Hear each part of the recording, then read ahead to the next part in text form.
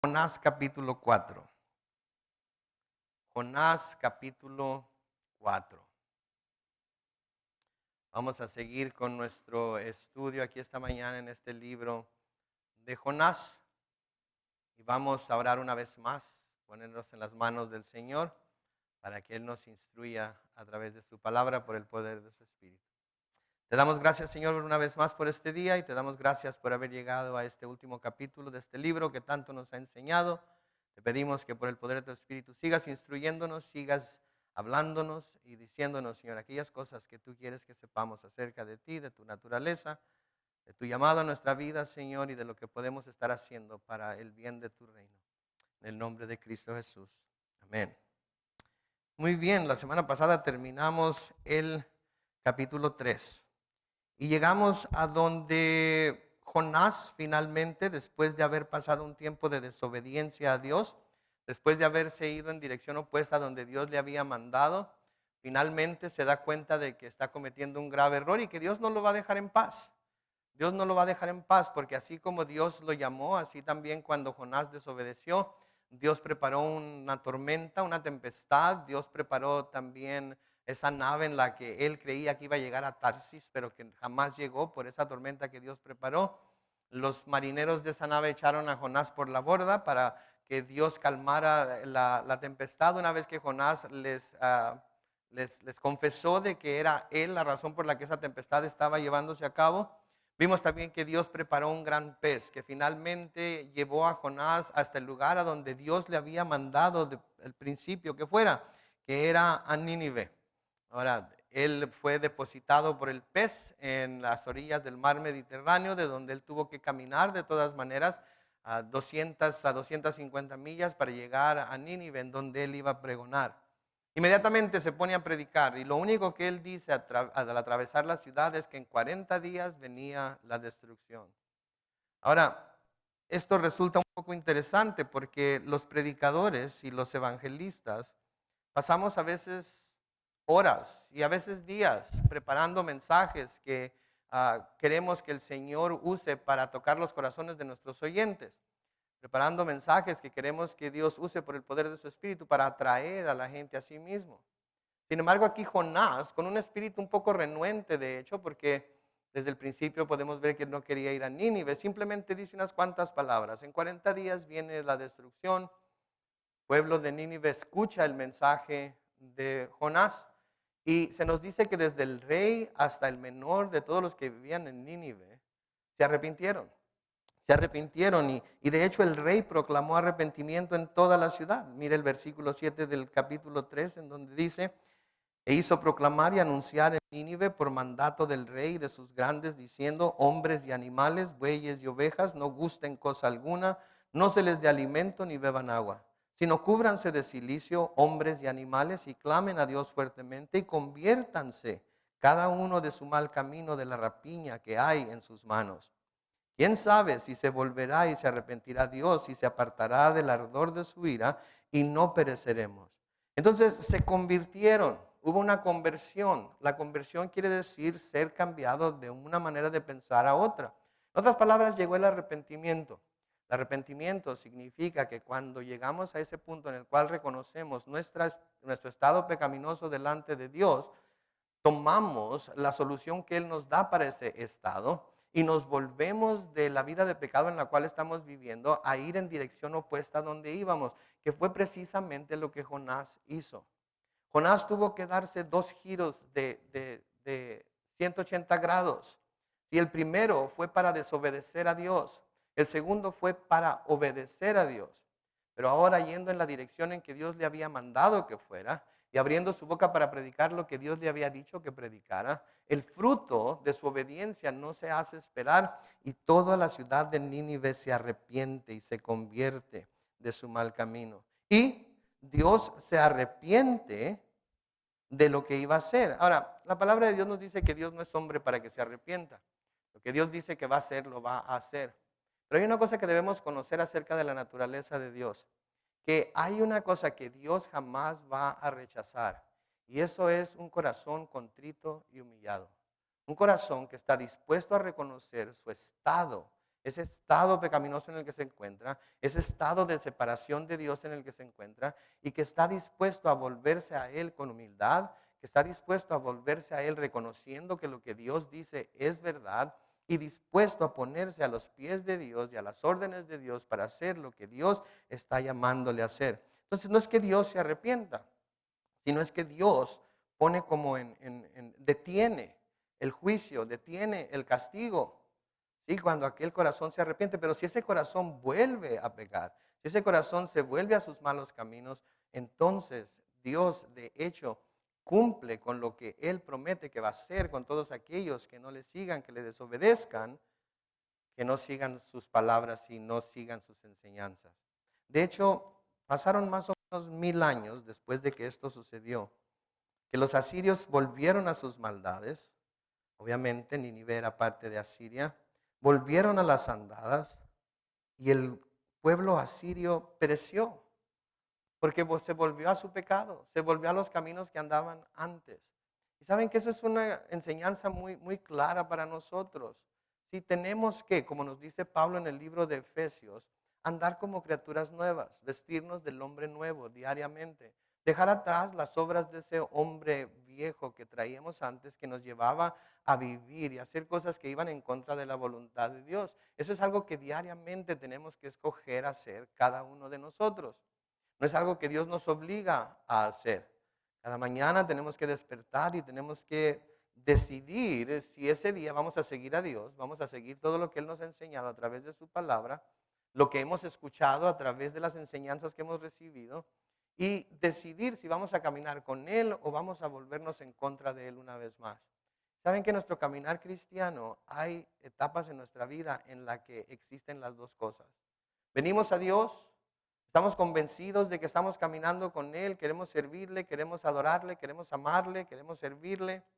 Y luego algo sucede en nuestras vidas, algo que no esperábamos, algo que quizás nos hace sentirnos como que Dios no está con nosotros. Y tenemos la tendencia a volver atrás, al lugar de donde salimos, como los hijos de Israel cuando salieron de Egipto, ¿verdad? Cuando llegaron al desierto y cuando sentían que se estaban muriendo de sed y empezaron a extrañar, ¿verdad? Todo lo que comían en Egipto, ¿verdad? Y empezaron a hablar y no sé por qué, pero lo primero que mencionan son las cebollas. Yo no sé, a mí no me gusta la cebolla, pero ellos extrañaban el sabor a cebolla, yo creo, pero querían volver.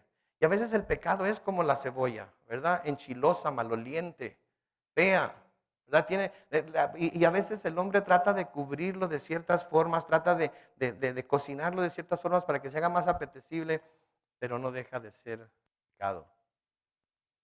El hombre a veces, después de haber ido a los pies de Cristo y después de haber hecho esa profesión de fe y después de haber hecho esa oración de que lo recibe, a veces se vuelve a las andadas antiguas. Y el Señor Jesucristo nos dice que a veces ese estado, el segundo estado del hombre, después de haber conocido a Cristo e irse al mundo de nuevo, es peor que el primero.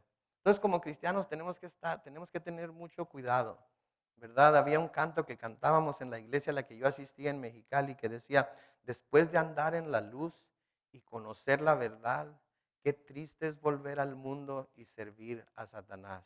¿Y sabe qué? Es cierto. Y no se lo digo porque alguien me lo contó.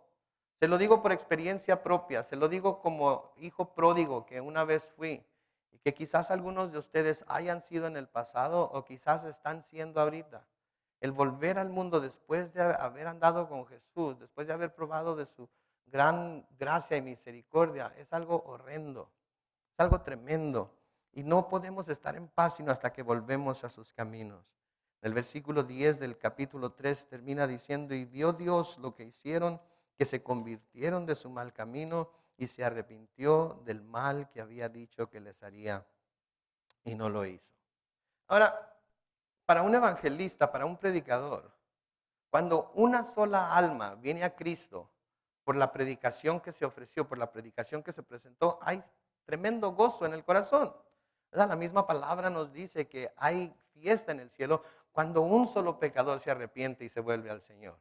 Sí, la palabra de Dios nos dice que los ángeles se alegran cuando un solo pecador se arrepiente y va al Señor.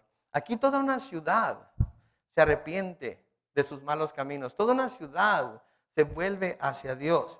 Y hubiéramos pensado que Jonás, por la forma en la que predicó y por el mensaje que predicó, hubiera estado asombrado de que hubiera ese mensaje tan sencillo y tan sin ganas, tenido tan grande efecto sobre los habitantes de Nínive.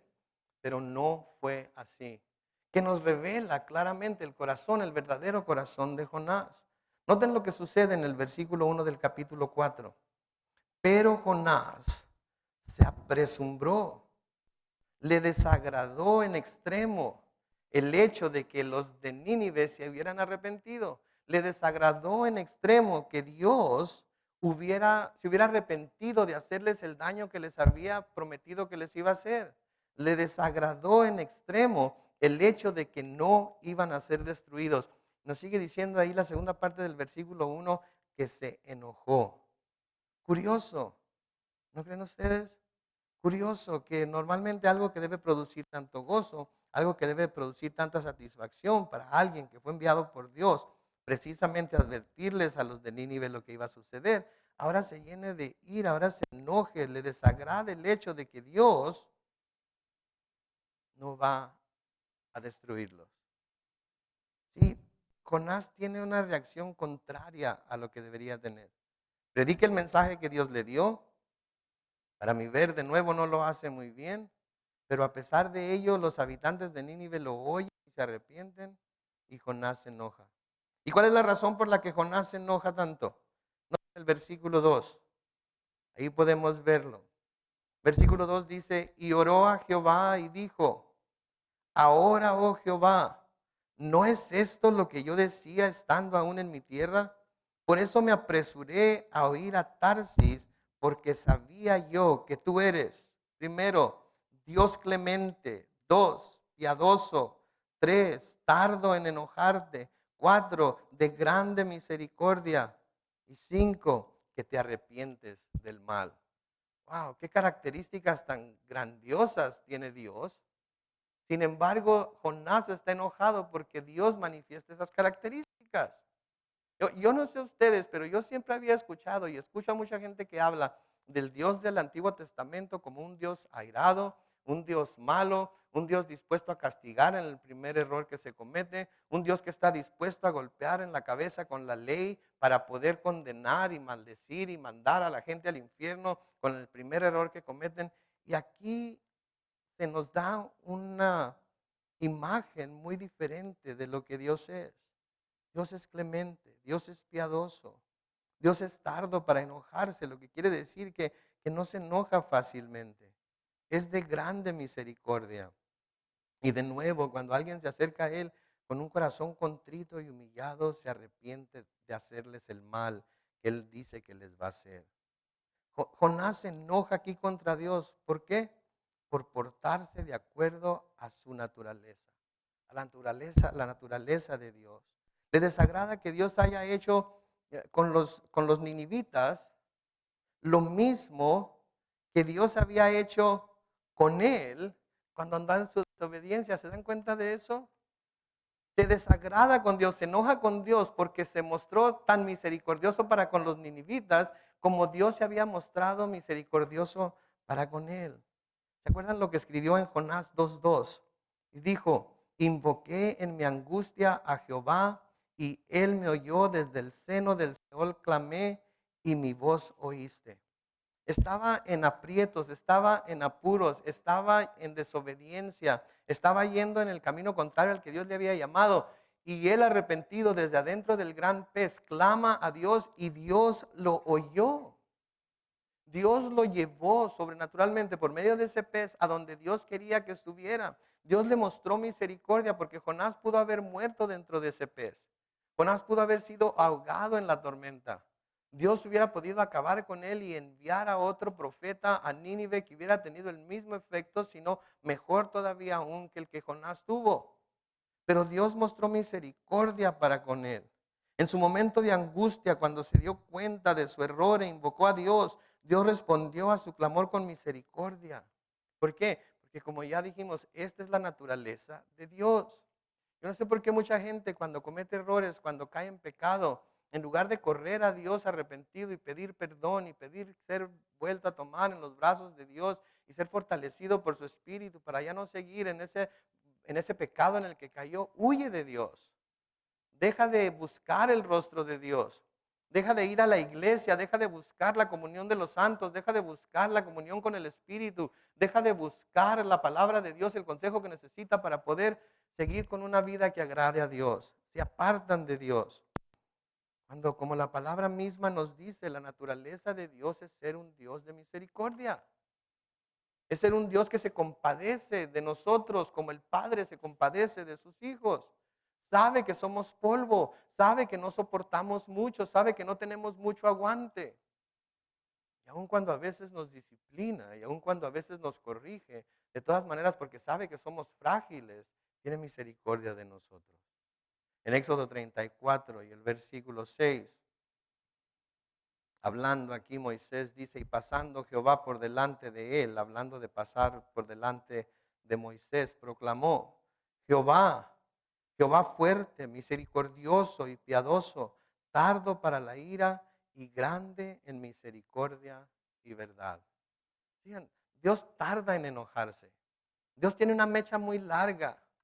Sí, el hecho de que todavía no hayamos sido consumidos por su justicia, el hecho de que todavía el Señor esté esperando que gente venga a Cristo, que gente se arrepienta y caiga a los pies de Cristo rendida, es una muestra más de la gran misericordia que Él tiene por la humanidad. El hecho de que algunos de nosotros todavía estemos aquí en la iglesia, todavía creamos en Dios, que todavía sintamos al Espíritu Santo cuando nos está reprendiendo, cuando nos está de alguna manera haciendo sentir convicción para lo que estamos haciendo. Esa es muestra y señal de la gran misericordia de Dios, porque si Dios no fuera misericordioso, ya nos hubiera dejado a nuestra propia voluntad, nos hubiera dejado ahora sí a que el pecado nos llevara donde nos quisiera llevar y no estaría todavía insistiendo para con nosotros. Y esto es algo que Dios ha estado mostrando para con su pueblo, tanto el pueblo de Israel como su pueblo en Cristo, que es la iglesia, desde mucho tiempo atrás. ¿Sí? Los salmistas, los profetas, nos hablan de la infidelidad de Israel, nos hablan de la desobediencia de Israel, nos hablan de la rebeldía de Israel para con Dios. Y también nos hablan de la gran misericordia que tuvo para con ellos. Y nos debe de dar gusto y gozo que Dios haya sido tan misericordioso para con ellos, porque podemos entonces nosotros también deducir que si Él fue tan misericordioso para con ellos, va a mostrar esa misma misericordia para nosotros. Lean conmigo el Salmo 106, hablando aquí de la rebeldía de Israel, lo que Israel hizo, comenzando en el versículo 35, nos dice que los israelitas se mezclaron con las naciones y aprendieron sus obras. Fue lo primero que Dios les dijo cuando iban a entrar a la tierra prometida, que no se mezclaran con las naciones, que no hicieran lo que ellos hacían. En el versículo 36 dice, y sirvieron a sus ídolos, los cuales fueron causa de su ruina. Dios les había dicho que destruyeran sus altares, que destruyeran sus dioses, pero ellos en lugar de hacerlo, los sirvieron. Y el servir a esos ídolos, el servir a esos dioses fue la causa de su ruina. Noten el versículo 37. Sacrificaron sus hijos y sus hijas a los demonios. Noten, los israelitas, los hijos de Dios, aquellos que Él había salvado, aquellos que Él había sacado de Egipto y había llevado a la tierra prometida, sacrificaron a sus hijos delante de los demonios. Nos dice aquí en el versículo 37. Y creo que esta es la afrenta más grande que hubieran podido hacer delante de Dios. Mire el versículo 38. Y derramaron la sangre inocente, la sangre de sus hijos y de sus hijas, que ofrecieron en sacrificio a los ídolos de Canaán, y la tierra fue contaminada con sangre. Se contaminaron así con sus obras y se prostituyeron con sus hechos. Era horrendo lo que el pueblo de Israel hacía. Sí, los cananitas tenían un dios que se llamaba Moloc y era hecho de bronce. Y era un dios hueco que tenía los brazos extendidos hacia enfrente. Y lo que hacían era que lo llenaban de leña y lo calentaban hasta que la estatua se ponía al rojo vivo. Y luego tomaban a sus bebés y los ponían en los brazos de esta estatua para sacrificarlos y así recibir las bendiciones de ese Dios.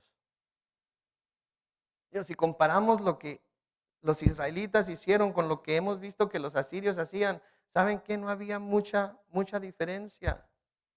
En el versículo 40 del Salmo 106 dice, se encendió por tanto el furor de Jehová sobre su pueblo y abominó su heredad. Los entregó en poder de las naciones y se enseñorearon de ellos los que les aborrecían. Sus enemigos los oprimieron y fueron quebrantados debajo de sus manos. Muchas veces los libró, mas ellos se rebelaron contra su consejo y fueron humillados por su maldad. Noten, muchas veces Dios los liberó de aquellos que los hubieran oprimido, de aquellos que estaban causándoles daño, pero ellos se volvían de nuevo a sus idolatrías. ¿Sí? Muchas veces los libró. Versículo 44 dice, con todo, él miraba cuando estaban en angustia y oía su clamor y se acordaba de su pacto con ellos y se arrepentía conforme a la muchedumbre de sus misericordias. Hizo asimismo que tuviesen de ellos misericordia a todos los que tenían cautivos. Sálvanos, Jehová Dios nuestro, y recógenos de entre las naciones para que alabemos tu santo nombre, para que nos gloriemos en tus alabanzas. Bendito Jehová, oh Dios de Israel, desde la eternidad y hasta la eternidad. Y diga todo el pueblo, amén, aleluya. ¿Usted cree que Jonás no conocía la historia de Israel? ¿Usted cree que Jonás como profeta no sabía todo lo que el pueblo de Dios había hecho? Sin embargo, también conocía cuán misericordioso Dios había sido para con ellos. Y ahora que Dios muestra misericordia para con Nínive, ¿qué hace? Se enoja, se llena de ira. Ya sabía, Señor, ya sabía que si les iba y les predicaba y se arrepentían, tú no ibas a hacer lo que prometiste. Saben que a veces como cristianos, así es como predicamos el evangelio, ¿verdad? Si no te arrepientes ahorita, si no haces la oración, si no haces una decisión por Cristo, si no lo aceptas en este mismo momento, Dios te va a castigar y te va a mandar al infierno. Vale más que te arrepientas. En lugar de decir, mira, Dios es un Dios misericordioso y te está esperando que te acerques a Él, está esperando que te arrepientas. Dios no quiere castigarte en el infierno. Dios no quiere enviarte al tormento eterno. Dios no quiere que tengas que sufrir una eternidad separado o separada de Él. Dios quiere que te arrepientas ya. Ven a Él, te ama. El castigo va a ser severo, pero todavía hay oportunidad. Acércate a Él, pide perdón. Porque eso fue lo que Dios nos ha ofrecido a nosotros. Eso es lo que Dios nos ha dado a nosotros, ¿no es cierto? Lamentaciones capítulo 3, comenzando con el versículo 21. Escuchen lo que dice. Esto recapacitaré en mi corazón. Por lo tanto esperaré. Por la misericordia de Jehová no hemos sido consumidos, porque nunca decayeron sus misericordias. Nuevas son cada mañana, grande es tu fidelidad. Mi porción es Jehová, dijo mi alma, por tanto en él esperaré. Bueno es Jehová a los que en él esperan, al alma que le busca. Bueno es esperar en silencio la salvación de Jehová. Ese es el mensaje que debemos llevar a un mundo que está necesitado de tener esperanza, a un mundo que está necesitado de que sepa de que hay un Dios, sí, que es santo, sí, que es perfecto, sí, que un día va a juzgar a vivos y muertos, pero un Dios paciente, un Dios de misericordia, un Dios que está dispuesto a aceptar a todo al que venga a Él. ¿Se dan cuenta? ¿Se dan cuenta de cómo debemos abordar a estos pecadores, de cómo debemos abordar a estas personas que para nosotros los consideramos como infieles? ¿Sí? Decimos que amamos a Cristo, decimos que el amor de Cristo llena nuestros corazones. Ese es el mismo amor que debemos mostrar por aquellos por los quienes Cristo murió. Pablo le escribe a Tito en Tito capítulo 3, los versículos 3 al 7. Porque nosotros también éramos en otro tiempo insensatos, rebeldes, extraviados, esclavos de concupiscencias y deleites diversos, viviendo en malicia y envidia, aborrecibles y aborreciéndonos unos a otros. ¿Se acuerdan? ¿O ya se les olvidó? ¿Cuántos de esos adjetivos pudieran ustedes poner antes o después de su nombre cuando todavía no venían a Cristo? ¿Cuál les gusta más? ¿Cuál les gusta menos? Éramos todos y cada uno de esos nombres. Éramos aborrecibles. Vivíamos en malicia y envidia. Éramos rebeldes, esclavos de concupiscencias y deleites diversos. Si no hay uno solo que pudiéramos decir, este es pecado, pero aquellos no y aquellos no tanto. Todos éramos así. Nota el versículo 4.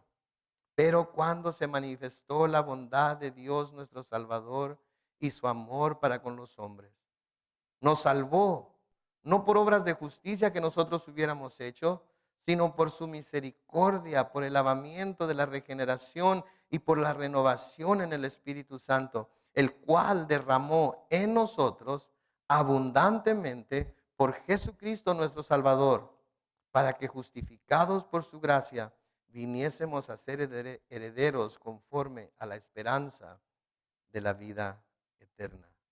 ¿Sería usted? La misericordia de Dios no nos salvó por algo que nosotros hubiéramos hecho, nos salvó porque es misericordioso, porque está dispuesto a hacer un lado el juicio cuando nos acercamos a Él arrepentidos, así como los que vivían en Nínive.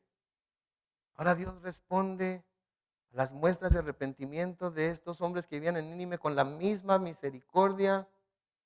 ¿Y qué hace Jonás una vez más? Se enoja. Y se enoja con Dios. Se enoja con Dios.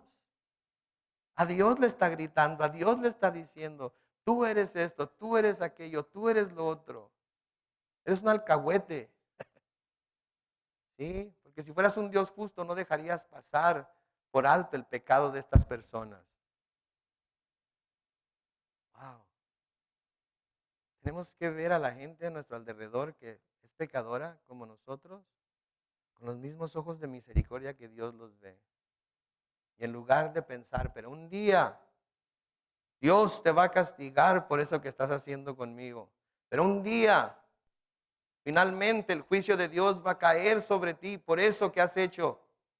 Un día, finalmente, Dios te va a humillar. Ah. Dios quiere mostrar misericordia y Dios quiere que nosotros también mostremos misericordia. ¿Saben qué me recuerda esto? Me recuerda la parábola de los dos deudores. ¿Se acuerdan de esa parábola de los dos deudores? Mateo 18, en donde el Señor Jesucristo nos dice que el reino de los cielos es semejante a un rey que quiere hacer cuentas con sus siervos. Y nos dice que al comenzar a hacer esas cuentas, le es presentado alguien que le debía 10,000 talentos, que es una cantidad grandísima de dinero en nuestros tiempos. Y como éste no podía pagar, ordenó que lo vendieran a él, a su mujer y a sus hijos como esclavos para que pudiera pagar la deuda. Pero este siervo le dice al Señor, Señor, postrado sobre sus rodillas, le dice, Señor, por favor, ten paciencia conmigo y yo te lo voy a pagar todo. El Señor Jesucristo nos dice que el Señor de este siervo tuvo misericordia de él, se conmovió y lo soltó y le perdonó. Pero cuando salió de la presencia de su Señor, se encontró a un consiervo que le debía nada comparado con lo que él debía a su Señor. Este consiervo le debía a él 100 denarios. ¿Sí? Él le debía a su Señor 1,000 talentos, perdón. Y este siervo solamente le debía 100 denarios. Comparadas las dos cantidades, había una diferencia grande. Lo agarró y lo estaba empezando a ahorcar y le estaba diciendo, págame lo que me debes. Nos dice que su consiervo también se postró a sus pies y le rogaba diciendo, ten paciencia conmigo y yo te lo pagaré todo. Pero este siervo no quiso y lo echó a la cárcel hasta que pagara toda su deuda.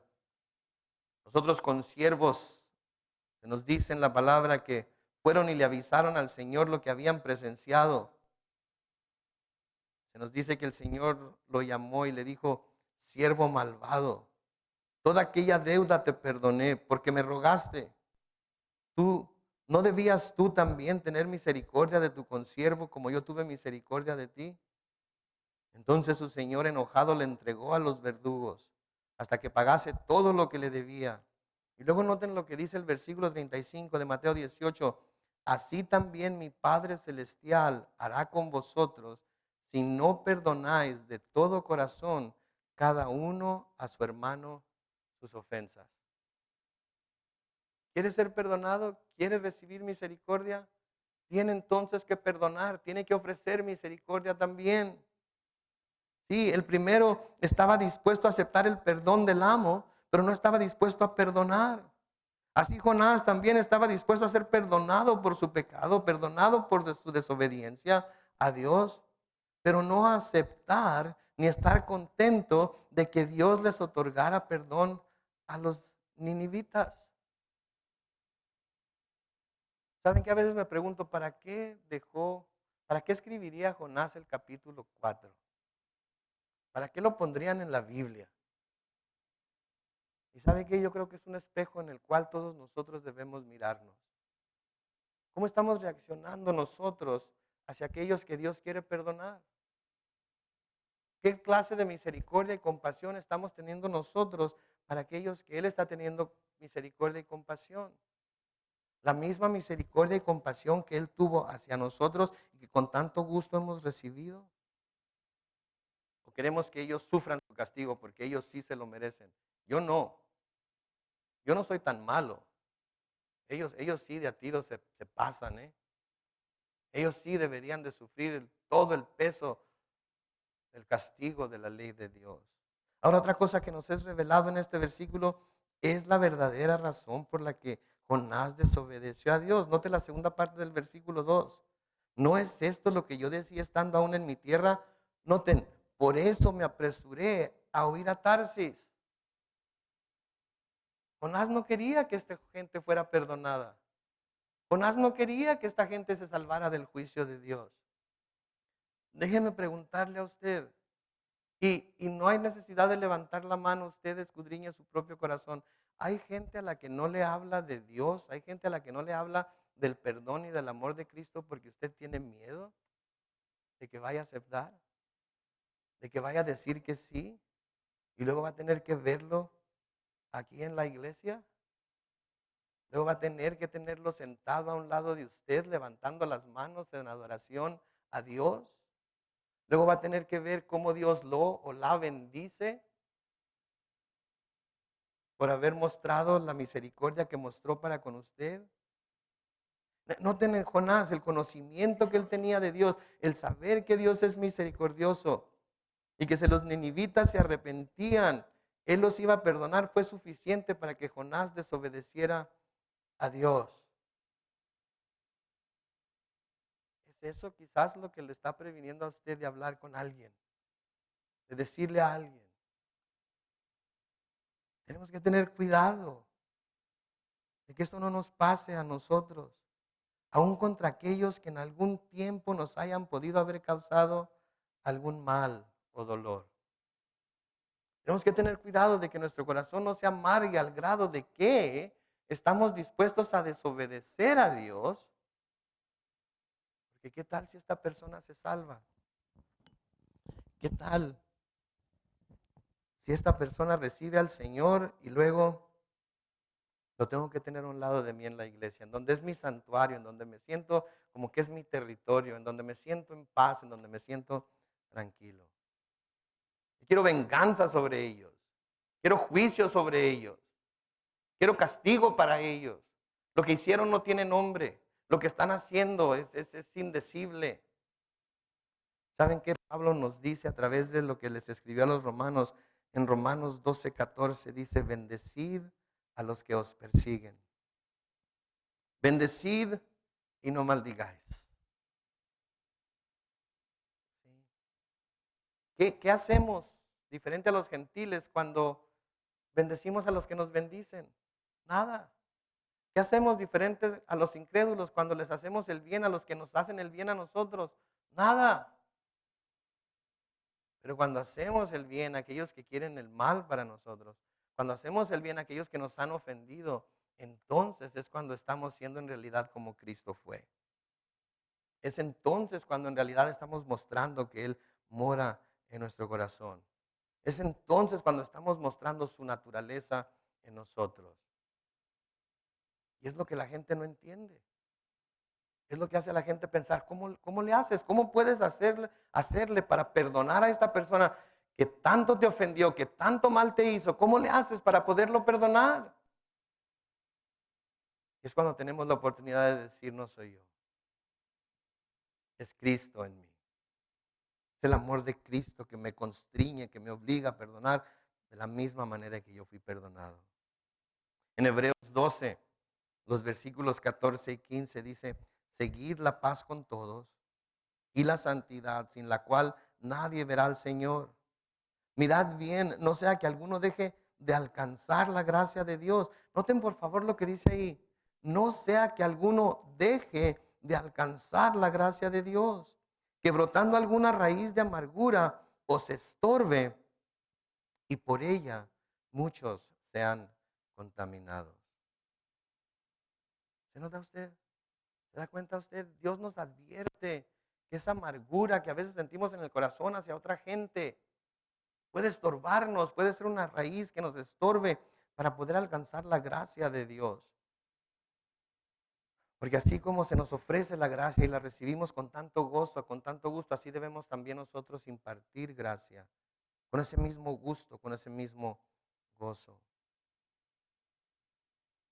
Noten lo que sigue diciendo Jonás en el versículo 3. Ahora pues, oh Jehová, te ruego que me quites la vida, porque mejor me es la muerte que la vida. ¿Se fijan hasta dónde llega la amargura y el coraje de Jonás? Señor, mejor mátame. Por favor, si vas a perdonar a estos malvados, mejor mátame. Prefiero morir que saber que estos pecadores empedernidos han sido perdonados por ti. Wow. Ha de haber sido tremenda la amargura que tenía Jonás en contra de los moradores de Nínive.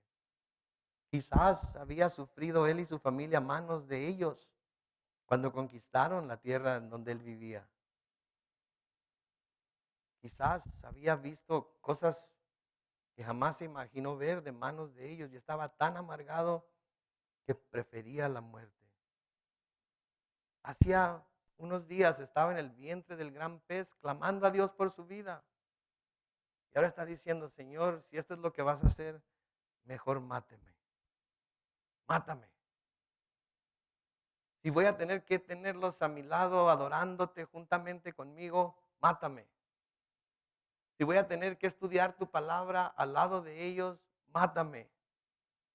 Si voy a tener que reunirme con ellos en la sinagoga para que juntos busquemos tu rostro, mátame.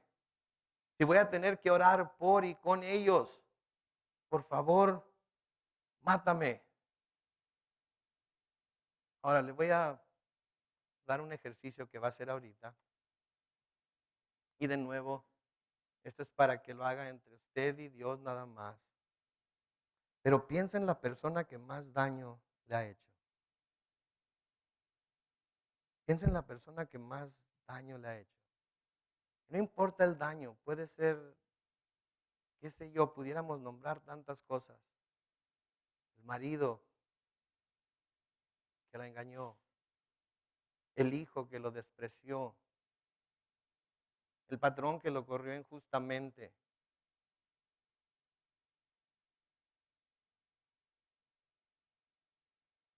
el padre que abusó de usted. Piensa en esa persona.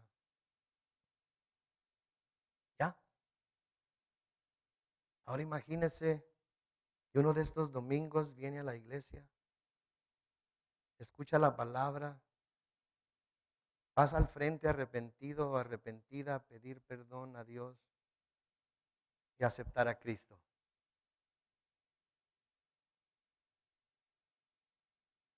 ¿Qué va a hacer usted?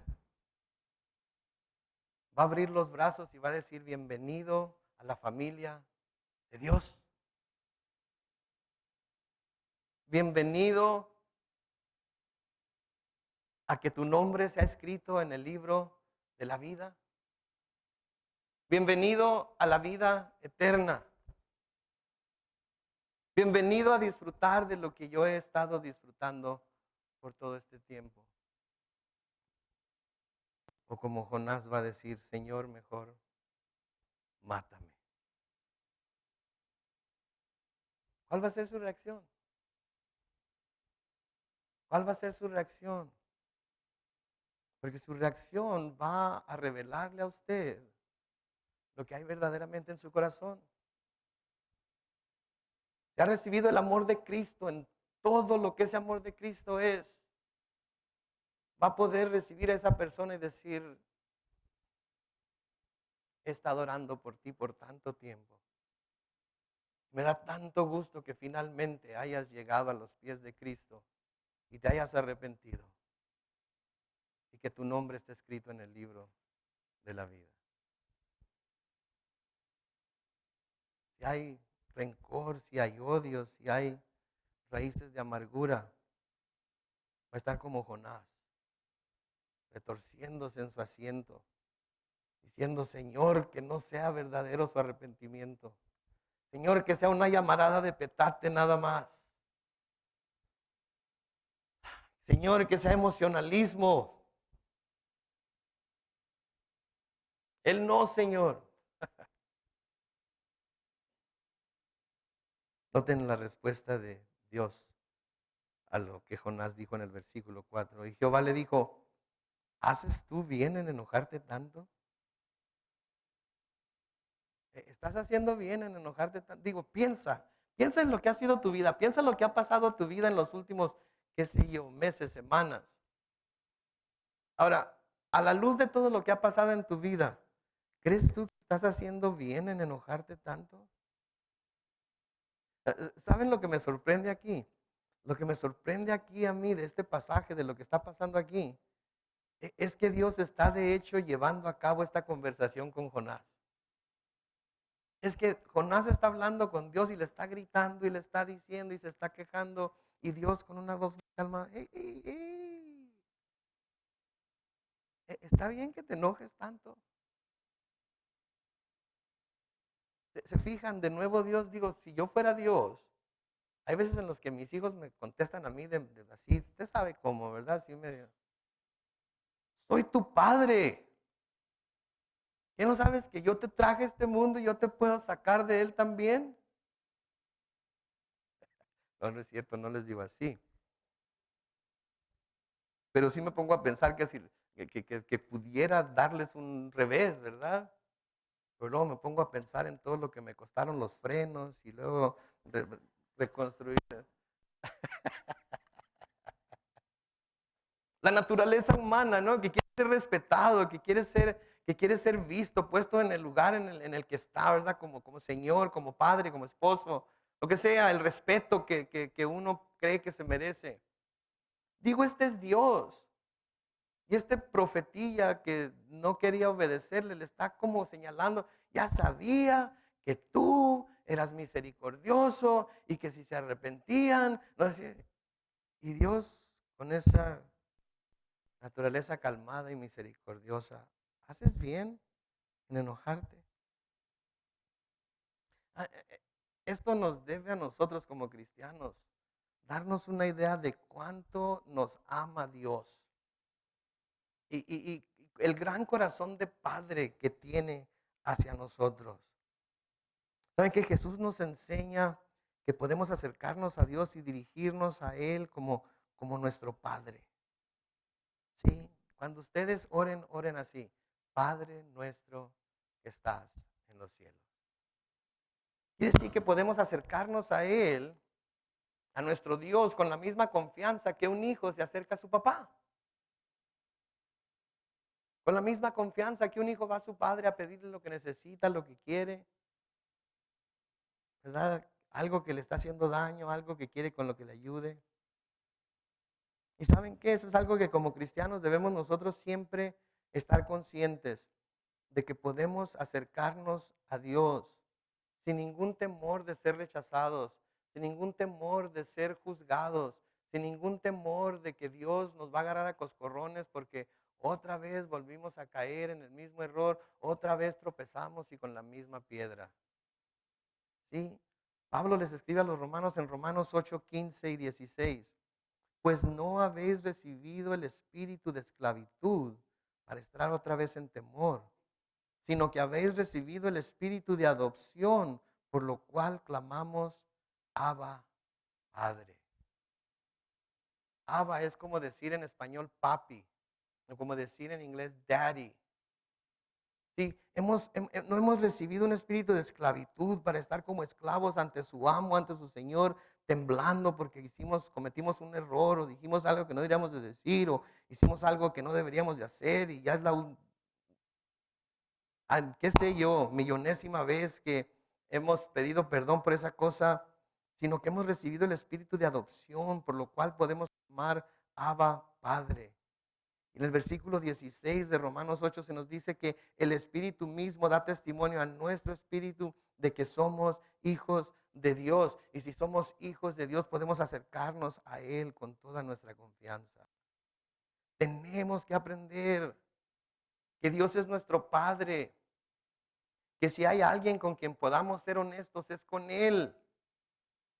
A Él podemos ir a decirle todas nuestras debilidades, a Él podemos ir a contarle todos nuestros fracasos, a Él podemos ir a decirles todos los malos pensamientos que tenemos y todas las malas palabras que si no fuéramos cuidadosos saldrían de nuestra boca. Todas las maldiciones que a veces en nuestra mente se pelean por empujarse a través a sí mismas por medio de nuestra lengua y dirigirse hacia personas con las que no podemos llevarnos bien. Aunque sabemos que la palabra de Dios nos dice que en cuanto en nosotros quede debemos estar bien en paz con todas las personas. A Él podemos ir a contarle estas cosas. Porque si no podemos ser completamente honestos con nuestro Padre Celestial, que nos conoce y nos ama a pesar de que nos conoce tal y como somos. Entonces, ¿con quién vamos a ser así de honestos? Por favor, piensen en esto, que nuestro Padre siempre está listo para escucharnos, para quejarnos con Él, para decirle cuánto nos molesta lo que está sucediendo en nuestra vida. Sí, me acuerdo cuando yo estaba trabajando en Huntington Beach y tenía que viajar para allá todos los días y viajar de regreso. Y tenía junta de líderes los lunes en la mañana y tenía servicio y estudio bíblico los martes en la noche y tenía Awana los miércoles en la noche y tenía Home Fellowship los viernes en la noche y tenía que traducir los servicios al español los domingos en la mañana. Me acuerdo que a veces venía en el trafical del 405 o del 5 llegando a Del Mar. Me acuerdo que le gritaba a Dios, Señor, ¿hasta cuándo vas a abrir una puerta para que tenga que viajar tanto y pueda servirte como yo quiero? Y cuántas veces Dios con esa voz tan calmada me decía, pero si ya lo estás haciendo y con todo en los viajes. Mira todo lo que estás haciendo. ¿Qué crees que lo estás haciendo porque tú tienes la fuerza para hacerlo? ¿Qué crees que lo estás haciendo porque tú eres tan buen administrador del tiempo? ¿Qué crees que lo estás haciendo por qué? Y tenía que cerrar los ojos y arrepentirme delante de Él y decir, Señor, tienes razón. Eres tú. ¿Sabes qué, Señor? Estoy conforme, estoy tranquilo. Pero me desahogaba con Dios. Y le decía, ¿hasta cuándo, Señor? Tenemos que ser claros y completamente honestos con nuestro Padre Celestial. aún acerca de lo que nos molesta, aún acerca de lo que nos hace daño. A Él tenemos que ir a decirle. No a desquitarnos con la persona que nos está causando el daño, no a desquitarnos con la persona que nos está haciendo sufrir. A Él tenemos que ir a decirle, Señor, ¿hasta cuándo vas a tocar el corazón de esta persona para que se convierta a tu Hijo Jesucristo y movido por tu Espíritu Santo deje de ser como es? Ilumínalo, Señor. Más que a veces se nos traba la lengua y terminamos diciendo, elimínalo, Señor, ¿verdad? Juan nos dice en primera de Juan, capítulo 1, los versículos 6 y 7, si decimos que tenemos comunión con Él, con Cristo, y andamos en tinieblas, mentimos y no practicamos la verdad. Pero si andamos en luz, como Él está en la luz, tenemos comunión unos con otros y la sangre de Jesucristo, su Hijo, nos limpia de todo pecado. ¿Qué quiere decir esto? Tenemos que vivir una vida transparente, especialmente delante de Dios.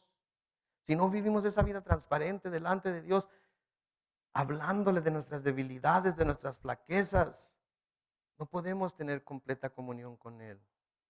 Jonás estaba siendo completamente honesto con Dios aquí. Y nosotros también lo podemos ser con nuestras faltas y debilidades, siempre recordando que Él es Dios y que todos sus caminos son rectos, aun cuando a veces no los entendemos. Amén. Versículo 5 dice, y salió Jonás de la ciudad y acampó hacia el oriente de la ciudad y se hizo allí una enramada y se sentó debajo de ella a la sombra hasta ver qué acontecería en la ciudad. Los 40 días aún no se cumplían, quizás, ¿verdad? El arrepentimiento de los de Nínive era una llamarada de petate, quizás empezaban antes de los 40 días a volver a hacer todo lo que estaban haciendo antes y Dios decide, ¿sabes qué? Voy a acabar con ellos. Y él fue y se sentó. Él fue y se sentó a ver si Dios terminaba con ellos. Versículo 6 dice, y preparó Jehová Dios una calabacera, la cual creció sobre Jonás para que hiciese sombra sobre su cabeza y le librase de su malestar. Y Jonás se alegró grandemente por la calabacera. Noten de nuevo, recibiendo aquí la bendición de Dios, recibiendo aquí lo que Dios prepara para él, recibiendo aquí todas las bendiciones que Dios le da sin pensar en lo que pudiera estar por pasar. En el versículo 7 dice, pero al venir el alba del día siguiente, Dios preparó un gusano, el cual hirió la calabacera y se secó. Y aconteció que al salir el sol, preparó Dios un recio viento solano, y el sol hirió a Jonás en la cabeza y se desmayaba y deseaba la muerte, diciendo, mejor sería para mí la muerte que la vida. Noten, yo creo que Jonás era bipolar, ¿no? Nace la calabacera y está contentísimo porque le está tapando el sol. Se muere la calabacera y está enojado porque la calabacera murió. Sí, Dios no da una con Jonás. A veces así somos nosotros, ¿verdad? Dios no da una con nosotros.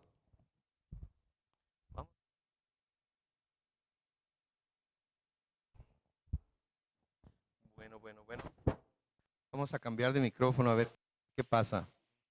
Ok, no, a veces Dios no da una con nosotros. ¿Sí? Parece ser aquí que Jonás lo único que se preocupaba era por su bienestar. Porque a él estuviera yendo bien, porque él estuviera disfrutando de todo lo que Dios tenía, pero no para los demás. Versículo 9 dice, entonces dijo Dios a Jonás, ¿tanto te enojas por la calabacera? Y él respondió, mucho me enojo, hasta la muerte. Digo, qué bárbaro, ¿no? Qué espíritu el de Jonás. Sí, Dios aquí, Dios mismo, ¿así te enojas? Sí. ¿Saben qué? La calabacera a lo mejor ni era para Jonás. A lo mejor la calabacera era para el gusano, para que se alimentara. ¿Sí? Pero Jonás, creyendo que él era el papá de los pollitos, todo lo quiere para sí mismo. Era como dice mi papá, como el asadón, todo para acá, nada para allá. Versículo 10 dice, y dijo Jehová, ¿tuviste tú lástima de la calabacera en la cual no trabajaste? ¿Ni tú la hiciste crecer? Que en espacio de una noche nació y en espacio de otra noche pereció.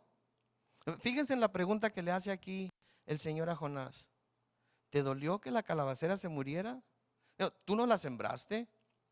Tú no hiciste nada para que creciera. Yo lo hice todo. Yo decidí que en una noche saliera, naciera, brotara. Y yo decidí que para la otra pereciera. ¿Por qué te causa dolor? Eso te causa dolor a ti, eso te causa malestar. Y luego noten el versículo 11. Y no tendré yo piedad de Nínive, aquella gran ciudad donde hay más de 120,000 personas que no saben discernir entre su mano derecha y su mano izquierda, y muchos animales. Noten lo que está diciendo aquí el Señor a Jonás. ¿Sabes qué? Tú te preocupas porque esa calabacera se murió, y yo, siendo Dios, no me voy a preocupar por estos inocentes. Cuando habla aquí de más de 120,000 personas que no saben discernir entre su mano derecha y su mano izquierda, está hablando de niños, está hablando de bebés, está hablando de pequeños que si Dios hubiera juzgado a Nínive, hubieran muerto juntamente con todos los adultos. Y los animales, ¿qué culpa tenían todos los perritos chihuahueños que andaban ahí en Nínive correteando de la maldad de sus dueños?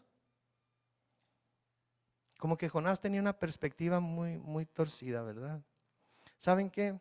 Voy a pedir al grupo de alabanza que pase, pero ¿saben qué? Debemos de cuidar de no tener esa misma manera de ver las cosas que Jonás. ¿Sí?